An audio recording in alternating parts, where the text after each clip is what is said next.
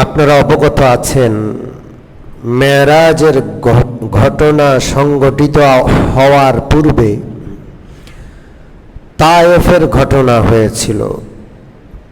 আল্লাহর হাবিব সাল্লাল্লাহু আলাইহি ওয়াসাল্লাম যখন দেখলেন মক্কার লোকেরা আল্লাহর হাবিবের কোনো কথা শুনে না, কানে আঙ্গুল দেয়, আল্লাহর রসুল যখন দাওয়াত দিতে যান রসুল্লাহর মুখে ধুলাবালি নিক্ষেপ করে, হাসি মজা ঠাট্টা করে, আল্লাহ রসুলের কথা কেউ শুনে না, দাওয়াত কেউ গ্রহণ করে না, চরমভাবে অপমান করে, লাঞ্ছিত করে।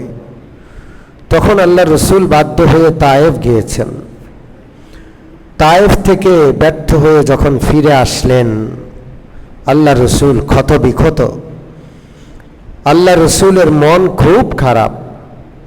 তখন আল্লাহ তাআলা নবীজিকে সান্ত্বনা দেওয়ার জন্য, নবীজিকে নবীজির মর্যাদা বোঝানোর জন্য আল্লাহ মেরাজের ঘটনা ঘটিয়ে আল্লাহর মেহমান বানিয়ে রাসূলুল্লাহকে আল্লাহর দরবারে নিয়ে গেছেন।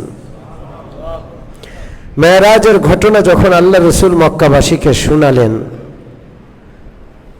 যারা ঈমানদার তাদের ঈমান তো মজবুত হলো, কিন্তু বেঈমানরা আরো দূরে সরে গেল। কেউ এটাকে নিতে পারল না, কেউ হিংসাবশত বুঝে যে সত্য, কিন্তু হিংসাবশত শত্রুতার মাত্রা কেউ কেউ আরো বাড়িয়ে দিল। অবস্থা এমন দাঁড়ালো যে রাসূলুল্লাহ সাল্লাল্লাহু আলাইহি ওয়াসাল্লামের আপন চাচা আবু লাহাব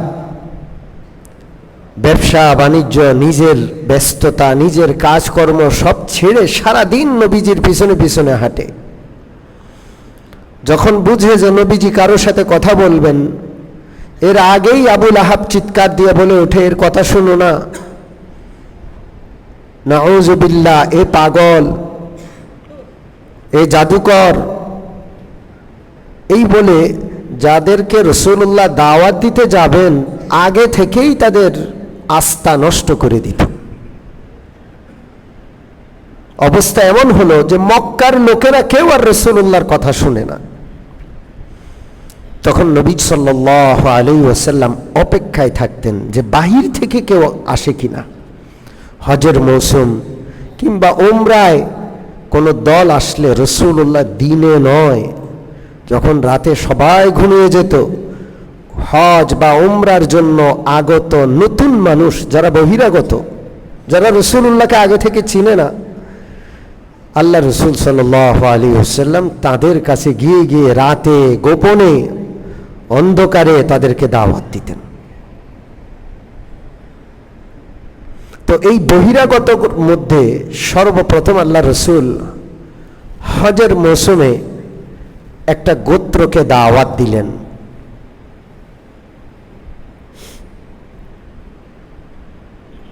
যাদেরকে দাওয়াত দিলেন এরা আল্লাহ রসুলের কাছ থেকে দুনিয়ার লাভ এরা জিজ্ঞেস করলো যে আমরা আপনাকে মানলে আমাদের কি লাভ, আমাদের কি হবে। মনে করেন আমরা আপনাকে মানলাম, একটা সময় আপনার অনেক অনুসারী হবে, আপনার হাতে রাজত্ব আসবে, তা আমাদেরকে কথা দিতে হবে, আপনার পরে আমাদেরকে ক্ষমতা হস্তান্তর করতে হবে,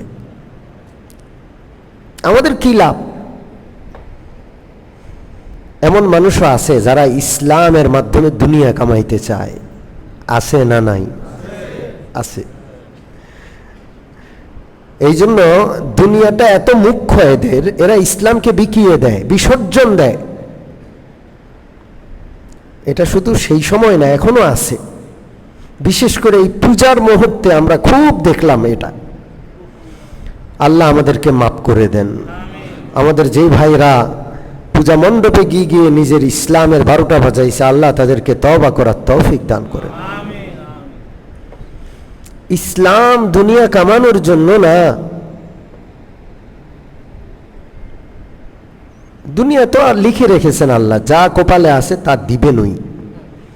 ইসলাম হলো পরকালের মুক্তির জন্য আসল উদ্দেশ্য। ইসলাম গ্রহণ করলে কি পাবো এটা চিন্তাই করার দরকার নেই। দুনিয়াতে আল্লাহ তাআলা দিবেন, যদি কেউ পূর্ণ ইসলাম মানে আল্লাহ তাআলা দুনিয়ায় ইজ্জত দিবেন, নিরাপত্তা দিবেন, শান্তি দিবেন, এগুলো আল্লাহর ওয়াদা আছে। আমি একবার সম্ভবত 2010 সালে আমাকে লালমনিরহাট নিয়ে গেছিল 3 দিনের একটা দাওয়াতি সফর। লালমনিরহাট বাংলাদেশের এমন একটা জেলা, যেই জেলাতে সম্ভবত খ্রিস্টান মিশনারির সবচেয়ে বেশি কাজ। কোথায়? লালমনিরহাট শহরে মিশনারি মোড় আছে। কি মোড়? মিশনারি মোড়। এত বিশাল অঞ্চলব্যাপী মিশনারি, কল্পনাও করা যায় না। মুসলমানদেরকে খ্রিস্টান বানানো হচ্ছে। গরিব মানুষ, এদেরকে গাভী দেয়, বাছুর গাভী দেয়, যে গাভীর পেটে বাচ্চা, কল বসিয়ে দেয়, ব্যবসা বাণিজ্যের জন্য টাকা দেয়। ওরা আস্তে আস্তে করে পাইতে পাইতে একসময় খ্রিস্টান হয়ে যায়। তো মুসলমানদের অঞ্চলে, গ্রামে কে মুসলমান কে খ্রিস্টান এটা বুঝাই মুশকিল। অনেকে ভিতরে ভিতরে খ্রিস্টান হয়ে গেছে। আর এই খ্রিস্টান দুষ্টরা এমনভাবে খ্রিস্টবাদের প্রচার করে যে খ্রিস্টান হচ্ছে সে অনেক সময় সেও বুঝে না। মানে ইসলামের পর্দার আড়ালে খ্রিস্টান বানায়। কি বলে? বলে আমরা ঈসাই মুসলমান। কি মুসলমান? ঈসাই মুসলমান। ঈসাই মানে খ্রিস্টান। এমনকি এমনও ইমাম সাহেব আছে যে ইমাম সাহেব খুদ খ্রিস্টান হয়ে গেছে, এবং মিম্বর থেকে ঈসাই মুসলমান হতে হলে কি কি করা লাগে সেগুলোর বয়ান তিনি করেন। আল্লাহ মাফ করে। তো আমরা যখন সেখানে গেলাম, 3 দিনের আমাদের সফর ছিল, এলাকার লোকেরা আসছে। এরা খ্রিস্টানদের থেকে পেতে পেতে পেতে পেতে এদের চোখ হয়েছে দুনিয়ার দিকে। এরা আসছে আমাদের কাছে যে হুজুররা কি আনছে, হুজুররা আমরা কি দিব, হুজুররা ঢাকাইয়া পার্টি, ঢাকার থেকে আসছে, নিশ্চয়ই আমাদের কিছু একটা দিবে। কথা কি বুঝছেন? তখন এক রাতে এশার পরে বা মাগরিবের পরে আমাকে বয়ান করতে দিল। আমি এলাকার লোক করে বসাইয়া আমি বয়ান করলাম। আমি বললাম যে দেখেন, খ্রিস্ট ধর্ম এটা টাকা দিয়ে প্রচার করে, ইসলাম টাকা দিয়ে প্রচার করা হয় না। আমরা তো ইসলামের সাথে পেটে পাথর বাঁধার ইতিহাস নিয়ে আসছি আপনাদের কাছে, ইসলামের সাথে টাকা দেওয়ার ইতিহাস শুনাইতে আসি নাই। আমরা তো এমন ইসলাম নিয়ে আসছি যে ইসলামে বদরের যুদ্ধ আছে, কষ্ট, খিদা। এমন ইসলামের দাওয়াত নিয়ে আসছি যে ইসলামের ইতিহাসে উহুদের যুদ্ধ আছে, যেখানে রাসূলুল্লাহর 70 জন সাহাবীকে হত্যা করা হয়েছে এবং লাশ বিকৃত করা হয়েছে, মাথা কেটে মাথার খুলির মধ্যে মদ রেখে খাইছে। আমরা তো টাকা নিয়ে আসি নাই। আপনাদের অভ্যাস খারাপ হয়ে গেছে।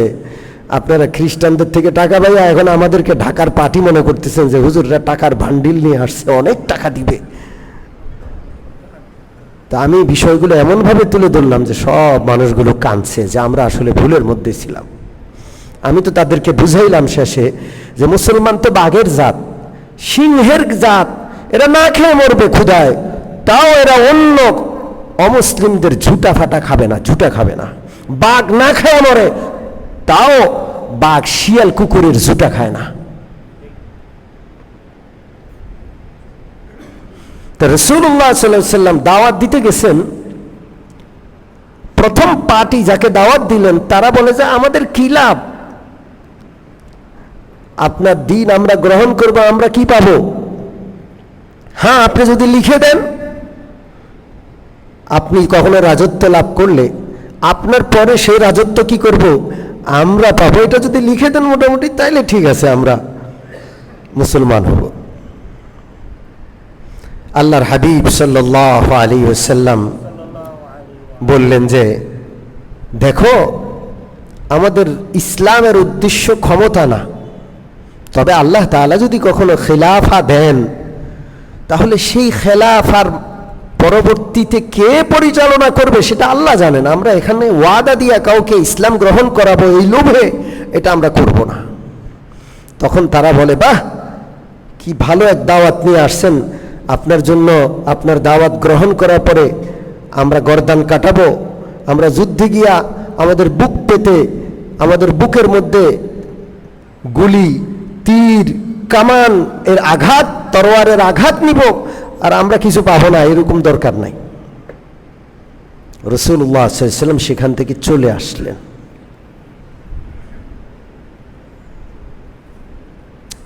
দ্বিতীয় যে গোত্রটিকে দাওয়াত দিলেন, হযরত আবু বকর, হযরত আলী রাদিয়াল্লাহু তাআলা আনহু সঙ্গে ছিলেন। সেই গোত্রের একজন সর্দার ছিলেন যার নাম মাফরুক। কি নাম? মাফরুক। আল্লাহ রসুল সাল্লাল্লাহু আলাইহি ওয়াসাল্লাম হযরত আবু বকর রাদিয়াল্লাহু তাআলা আনহু সহ মাফরুকের কাছে গেলেন।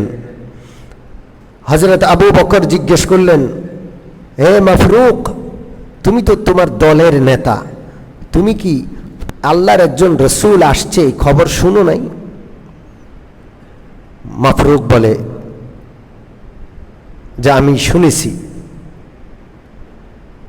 তখন হযরত আবু বকর বললেন, আল্লাহ রসুল আজকে তোমার কাছে এসেছেন, কুরাইশরা তাকে মানতে অস্বীকার করেছে, এই জন্য আল্লাহ রসুল সাল্লাল্লাহু আলাইহি ওয়াসাল্লাম কুরাইশদেরকে বাদ দিয়ে তোমাদের কাছে আসছেন ইসলামের দাওয়াত নিয়ে। তোমরা যদি তোমাদের কল্যাণ চাও, রাসূলুল্লাহকে ফিরাইয়া দিও না, তার দাওয়াতটা গ্রহণ করো। তখন মাফরুক আল্লাহ রসুলের দিকে ফিরে জিজ্ঞেস করলেন যে আপনি কিসের দাওয়াত দেন, আপনার মূল কথা কি, কি বলতে চান আপনি? তখন আল্লাহ রসুল সাল্লাল্লাহু আলাইহি ওয়াসাল্লাম সূরাতুল আনআমের 151 নম্বর আয়াত তেলাওয়াত করলেন। قل تعالوا أتل ما حرم عليكم ربكم ألا تشركوا به شيئا وبالوالدين إحسانا ولا تقتلوا أولادكم من إملاق نحن نرزقكم وإياهم ولا تقربوا الفواحش ما ظهر منها وما بطن ولا تقتلوا النفس التي حرم الله إلا بالحق ذلكم وصاكم به لعلكم تعقلون। বড় আজব আয়াত। আল্লাহ তাআলা বলেন, হে নবীজি আপনি বলে দেন, তাআলাও তোমরা আসো, আমি তোমাদের কাছে আল্লাহ তাআলার আয়াত তেলাওয়াত করে শোনাচ্ছি, যে আয়াতে আল্লাহ বলছেন কোন কোন জিনিস তোমাদের উপর আল্লাহ হারাম করেছেন। 1 নম্বর হারাম করেছেন আল্লাহ তুশরিকু বি শাইআ, আল্লাহর সাথে কাউকে কি করা যাবে না, শরীক করা যাবে না। আর আল্লাহ তাআলা তোমাদের জন্য অবধারিত করেছেন বিল ওয়ালিদাইনি ইহসানা, মা বাবার সাথে সদাচরণ করা। আর ওয়ালা তাকতুলু আওলাদাকুম মিন ইমলাক, অভাবের ভয়ে সন্তান হত্যা করবে না, অভাব অনটনের ভয়ে কি করবে না, সন্তান হত্যা করবে না।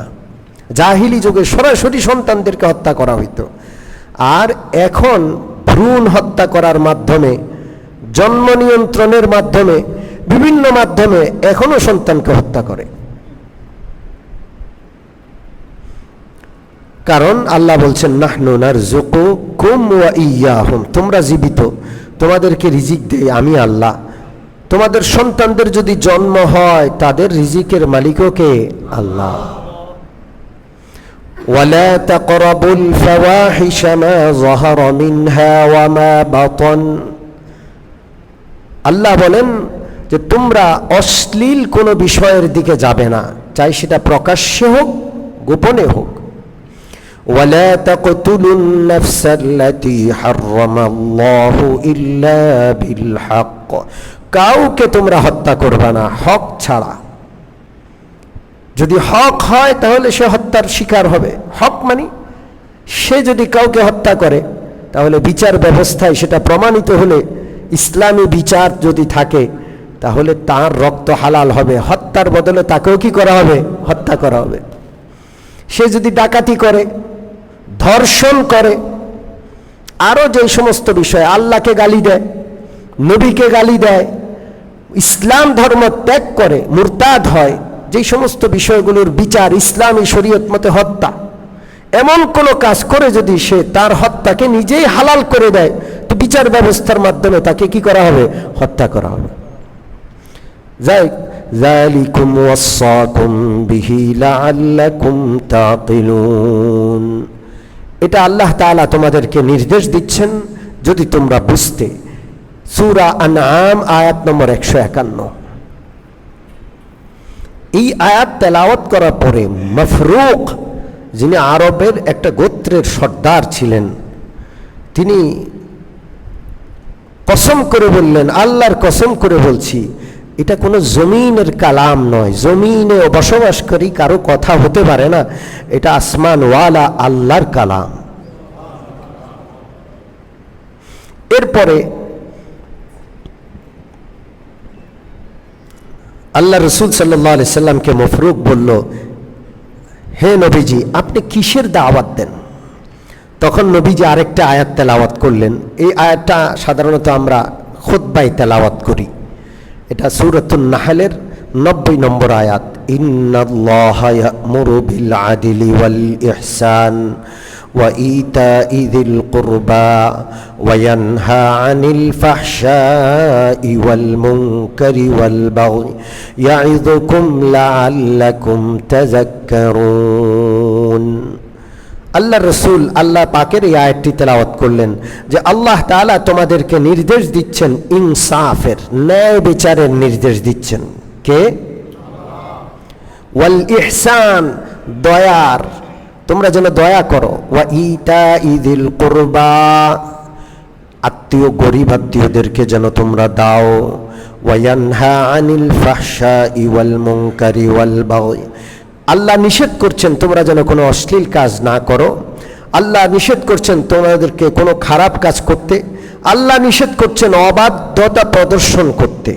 ইয়া'iযুকুম লাআল্লাকুম তাযাক্কারুন, আল্লাহ তোমাদেরকে ওয়াজ করছেন, নসিহত করছেন যেন তোমরা একটু নসিহত গ্রহণ করো। এই আয়াত যখন শুনল, মফরুক বলল, আল্লাহর কসম, এত সুন্দর আয়াত আমি কখনো আর শুনি নাই, এবং এত সুন্দর নসিহাত জীবনে কোনোদিন শুনি নাই। কিন্তু মাফরুক বলে, ইয়া রাসূলুল্লাহ, আপনার কথাটা আমার সম্পূর্ণ বিশ্বাস হয়েছে, কিন্তু এই মুহূর্তে আমি ঈমানের ঘোষণা করতে পারবো না, কারণ আমি যে কওমের সর্দার, সেই কওমের সাথে কিসরার সাথে, পারস্য সম্রাটের সাথে একটা চুক্তি আছে। পারস্য সম্রাট পৃথিবীর মহাশক্তি, পরাশক্তি, সে সেই চুক্তির মধ্যে আমাদেরকে বাধ্যবাধকতা দিয়েছে যে আমার সাথে চুক্তি থাকা অবস্থায় অন্য কারোর সাথে কোনো বিষয়ে তোমরা চুক্তিতে যাবা না। ইয়া রাসূলুল্লাহ, এখন যদি আমরা আপনার সাথে ইসলামের চুক্তিতে যাই, না জানি সেটার কোনো বিপরীত হয়ে যায় আর আমাদের উপর কোনো সমস্যা হয়, এই জন্য আগে আমি বুঝি তারপরে আইসা সিদ্ধান্ত নিব। আল্লাহ রসুলের কথাগুলো সে মেনে নিল, কিন্তু ঈমান আনলো না। আল্লাহ রসুল সাল্লাল্লাহু আলাইহি ওয়াসাল্লাম কষ্ট পাইলেন, কিছু বললেন না, চলে গেলেন, ইসলাম কবুল করে নাই।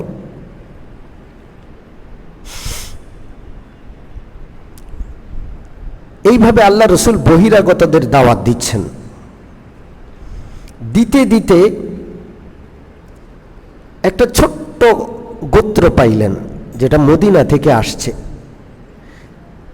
এই গোত্রে একজন লোক আছে, নাম ইয়াস ইবনে মুআজ। এই আলোচনাটা সিরাতের অনেক কিতাবে নাই।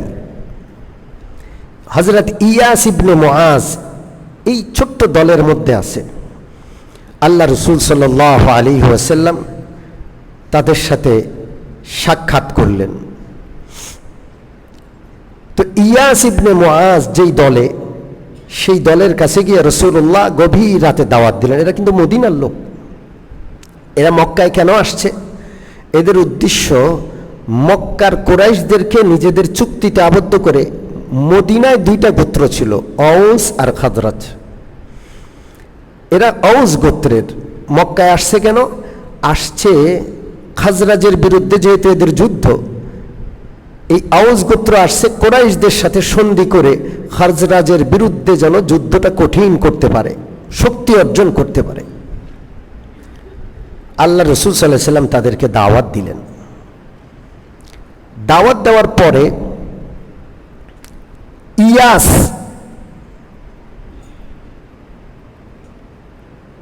আল্লাহ রসুলের তেলাওয়াত শুনে জার হয়ে কাঁদতেছে। তার গোত্রের একজন ছিল আবুল হাইসার, তাকে বলল যে তুমি কি শুনতেছো না তার তেলাওয়াত?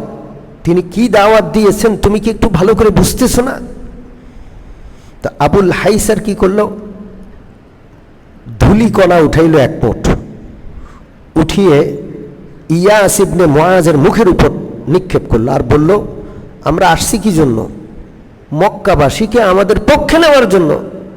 আর তুমি যদি এর দাওয়াত কবুল করো তো মক্কাবাসীকে আমাদের পক্ষে আসবে, আরো বিপক্ষে চলে যাবে। তা আমরা যে উদ্দেশ্যে সফর করে আসছি সে উদ্দেশ্যেই তুমি পানি ঢেলে দিচ্ছ, তোমার কোনো কথা শোনা যাবে না, এই সমস্ত কথা এখন বলা যাবে না। কথা কি বুঝতে পারছেন?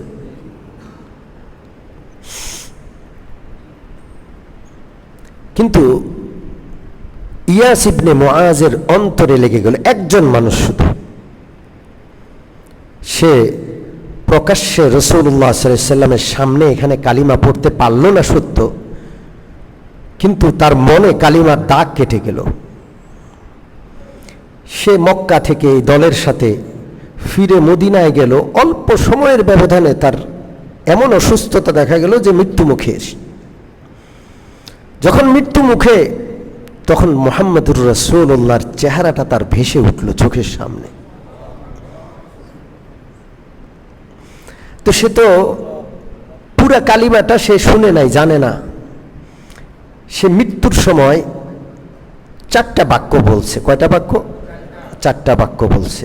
1 নম্বর লা ইলাহা ইল্লাল্লাহ, 2 নম্বর আল্লাহু আকবার, 3 নম্বর সুবহানাল্লাহ, 4 নম্বর আলহামদুলিল্লাহ। এই কথাগুলো, এই জিকিরগুলো সে জোরে জোরে করছে আর উপস্থিত সবাই শুনছে। এই ইয়াস ইবনে মুআজ তিনি এই কথাগুলো বলতে বলতে মদিনায় মরে গেলেন। তিনি নিজেও সুন্দরভাবে ইসলাম গ্রহণ করতে পারলেন না, কাউকে দাওয়াতও দিলেন না, কিন্তু এই কালিমাগুলো, এই বাক্যগুলো, 4টা বাক্য বলতে বলতে তিনি মারা গেলেন। পরবর্তীতে রাসূলুল্লাহর কাছে যখন খবর আসলো, রাসূলুল্লাহ বললেন, আমি সাক্ষী দিচ্ছি এই লোকটা ঈমানদার হয়ে মারা গেছে।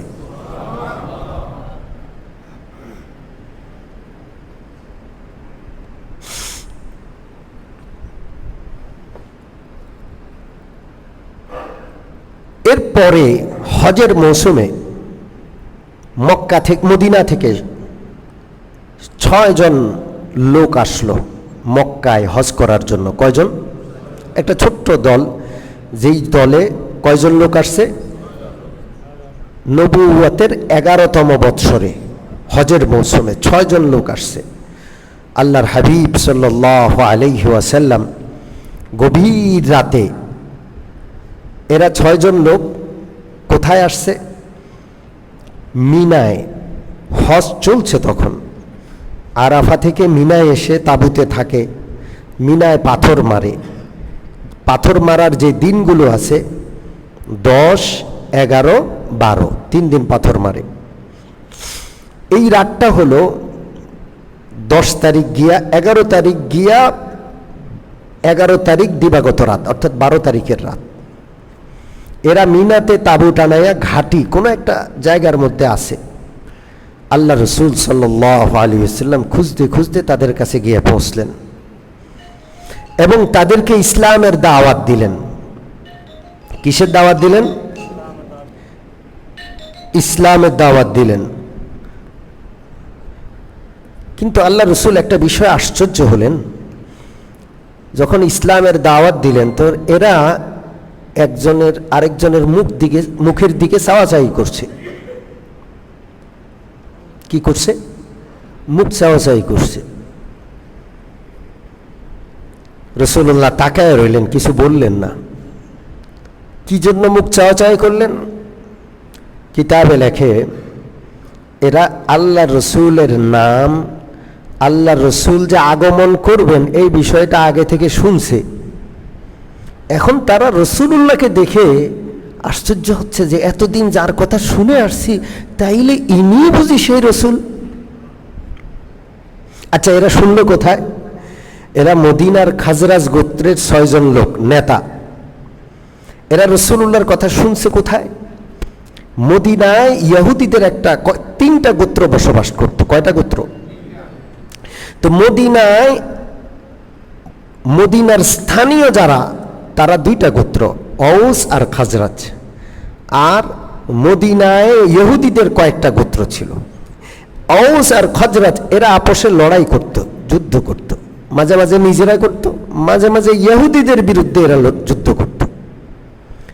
তো এরা তো মুশরিক, মদিনার আদি অধিবাসী, কিন্তু ইহুদিরা তো আহলে কিতাব, ওদের কাছে তাওরাত আছে। তো ইহুদিদের সাথে কখনো ঝগড়া লাগলে, যুদ্ধ লাগলে ইহুদিরা এই মুশরিকদেরকে বলতো, দাঁড়া, এখন আমাদের সাথে যুদ্ধ করিস, অতি সত্বর আখেরি নবী আসবে মুহাম্মাদুর রাসূলুল্লাহ সাল্লাল্লাহু আলাইহি ওয়াসাল্লাম।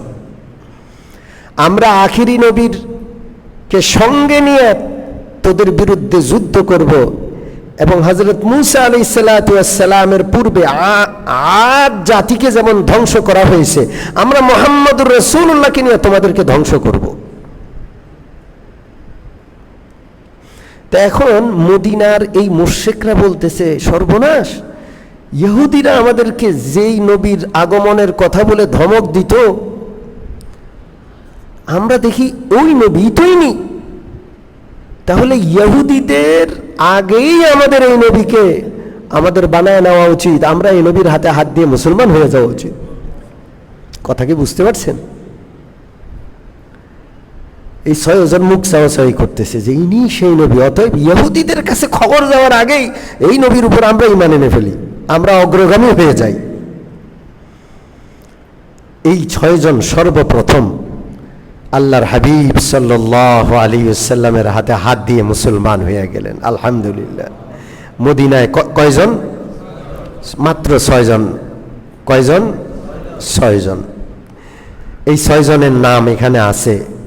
হযরত আসআদ ইবনে জুরারা রাদিয়াল্লাহু তাআলা আনহু, আউফ ইবনে আল হারিস রাদিয়াল্লাহু তাআলা আনহু, রাফি ইবনে মালিক, কুতবা ইবনে আমির, উকবা ইবনে আমির, জাবির ইবনে আব্দুল্লাহ রাদিয়াল্লাহু আনহু। মোট কয়জন? 6 জন।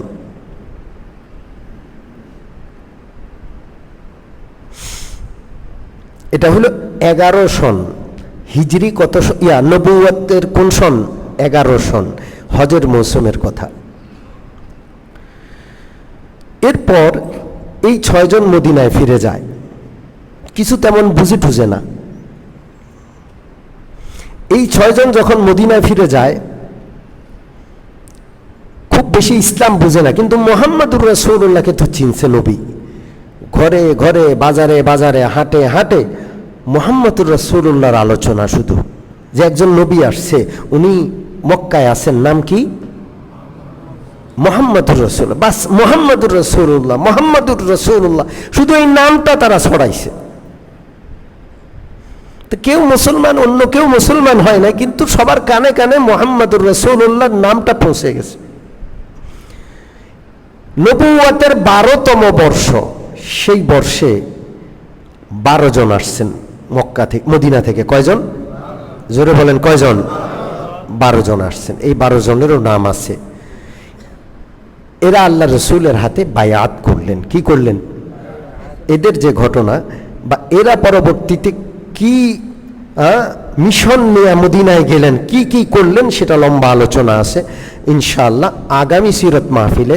এই 12 জনের আল্লাহ রসুলের হাতে হাত দিয়ে বায়াত, এটা হলো প্রথম বায়াত। এটা কি? প্রথম বায়াত। এই বায়াতটা কি, কোথায় হয়েছে, কি কি কথার উপর আল্লাহ রসুলের হাতে হাত দিয়ে বায়াত করলেন, আর আল্লাহ রসুল এদেরকে মিশন কি দিলেন, এরা মদিনায় সেই মিশন কিভাবে বাস্তবায়ন করলেন, কি হইল, এই বিষয় ইনশাআল্লাহ আগামী সিরত মাহফিলে আলোচনা হবে। আল্লাহ তাআলা আমাদের সকলকে রাসূলুল্লাহর সিরত থেকে নিজের জীবন ধারণের পাথেয় সংগ্রহ করার তৌফিক দান করেন। আমিন ওয়া আখিরু দাওয়ানা।